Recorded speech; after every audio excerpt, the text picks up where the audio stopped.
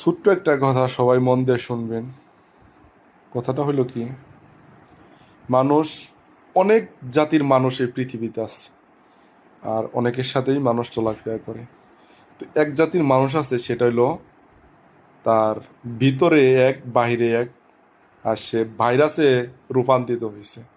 সে মানুষটা দেখলে ঠিক না পাইবেন, আমি মাঝে মাঝে দেখি, আমি ঠিক না পাই। তো যা হোক, এই সমস্ত মানুষের কাছ থেকে সাবধানে থাকবেন, ঠিক আছে? সাবধানে থাকবেন, নইলে কিন্তু মহা বিপদে পড়বেন। যেমনটা পড়ে গেছে ইরান, যেমনটা পড়ে গেছে ইরান, বুঝতে পারে না। যা হোক, সবাই সাবধানে থাকবেন, দেখে শুনে থাকবেন, ঠিক আছে?